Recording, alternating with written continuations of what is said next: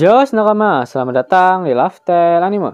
Kata-kata mutiara dari Oda Sensei sudah berkumandang pada chapter 1088 yang lalu. Itu artinya manga One Piece chapter 1089 tidak rilis di minggu ini.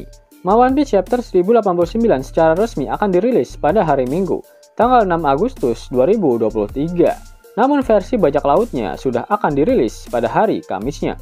Dan Shop Healer sudah mulai dihidangkan oleh para leaker di hari Selasa, tanggal 1 Agustus 2023. Meskipun minggu ini libur, namun pihak editor dari manga One Piece memberikan kepada kita sebuah preview alias sedikit bocoran untuk manga One Piece chapter 1089.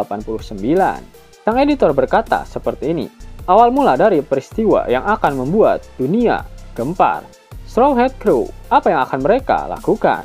Selain itu, sang editor juga memberikan pesannya pada manga One Piece chapter 1089 yang dituliskan seperti ini.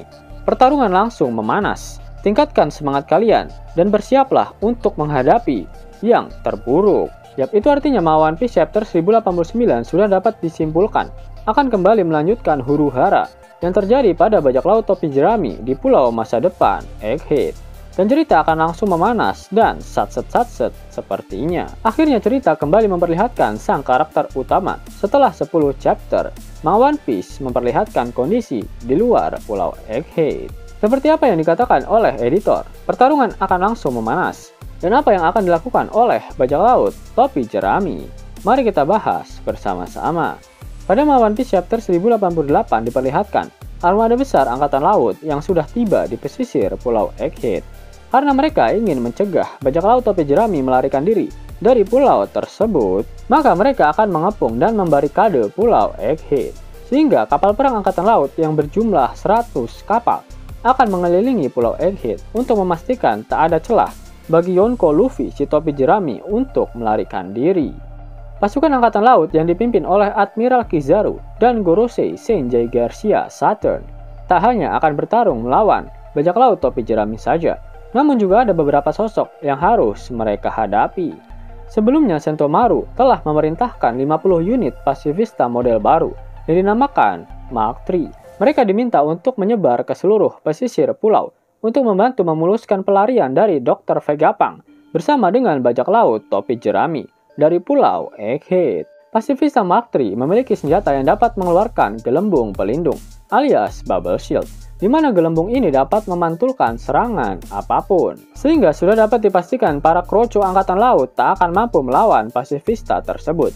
Dan mungkin yang bisa mengimbangi mereka adalah para wakil admiral yang ikut menggempur ke pulau Egghead. Belum diketahui apakah pasifista Mark III sudah memiliki data pemrograman seperti pasifista yang lainnya, di mana otoritas tertinggi yang dapat memerintahkan mereka adalah para Gorosei. Jika program yang ditanamkan ke dalam Mark III sama seperti yang lainnya, maka Gorosei Saturn akan dengan mudah merubah perintah yang sebelumnya sudah diberikan pada mereka. Dan seharusnya Saturn akan memerintahkan Mark III untuk membantu angkatan laut dalam menyerang para pengganggu yang berada di dalam pulau Egghead. Yap, selain Mark III, hal yang perlu diwaspadai oleh para angkatan laut adalah Komandan Bajak Laut Kurohige, yang pada beberapa chapter sebelumnya sedang berlayar mendekat ke pulau Egghead. Terdapat dua komandan Kurohige yang tak diperlihatkan, baik itu di pulau Hachinosu ataupun di Winter Island. Mereka adalah Laffy dan Katarina Devon.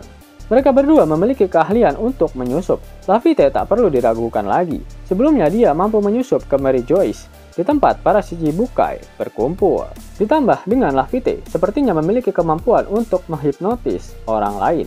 Kemudian Devon dengan kemampuan buah iblisnya dapat berubah wujud menjadi seseorang yang sudah dia habisi. Dengan kemampuan tersebut, Devon mampu merubah dirinya menjadi sosok angkatan laut sehingga dia dapat berbaur dengan armada besar angkatan laut yang sedang menginvasi pulau Egghead. Sebenarnya yang menjadi masalah utama dari pasukan angkatan laut adalah sistem pertahanan Frontier Dome yang membuat orang asing akan secara otomatis tertembak laser saat mencoba memasuki area lab phase. Itu artinya yang dapat masuk ke dalam lab phase kemungkinan besar hanyalah Kizaru yang merupakan cahaya itu sendiri.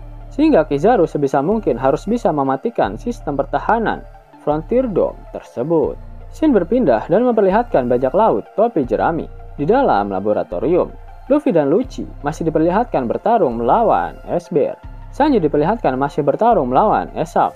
Di sisi lain, kelompok Robin dihadang oleh S-Hawk, di mana Kaku dan Jinbei akan datang menolong mereka. Sedangkan Zoro sudah dapat dipastikan akan nyasar entah kemana. Bisa saja dia malah bertemu dengan Kizaru yang sudah berada di dalam laboratorium milik Dr. Vegapunk. Pertarungan antara Zoro melawan Kizaru mungkin sudah banyak dinantikan oleh para player. Mengingat saat di Pulau Sabaody, Zoro bisa saja mati dengan sangat memalukan jika Bartolomeu Kuma tidak menteleportasinya saat itu. Yap, seperti yang dijelaskan oleh sang narator pada manga One Piece chapter 1088 kemarin, jika esok hari berita besar mengenai kejadian di Pulau Hachinosu dan pengampungan Pulau Egghead oleh Angkatan Laut akan tersebar. Yang paling ditunggu-tunggu yaitu bagaimana reaksi dari Monkey D. Dragon saat membaca berita di koran tersebut, karena keluarganya sedang terlibat dalam sebuah insiden besar.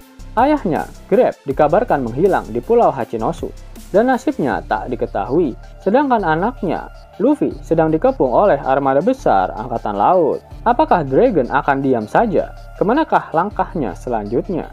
Apakah dia akan ke Pulau Hachinosu untuk menyelamatkan Grab? Atau justru dia akan ke Pulau Egghead untuk membantu anaknya sekaligus menyelamatkan Dr. Vegapunk?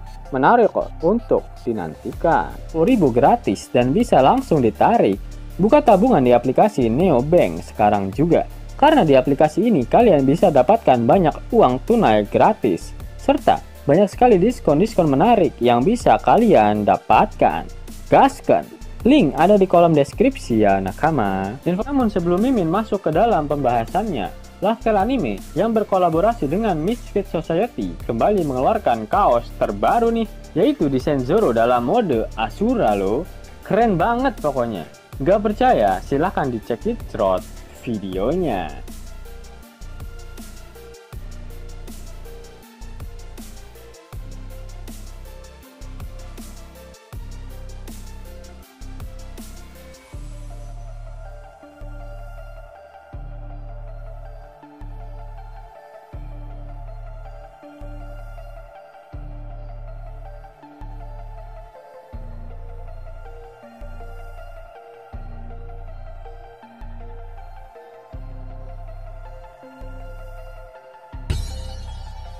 Bagaimana? Keren kan? Bagi kalian nakama Opler, terutama para fan gaynya Babang Marimo, kudu wajib harus punya baju ini. Gaskan!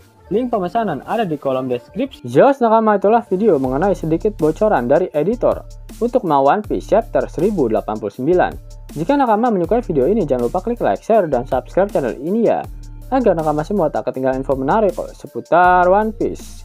Arigato!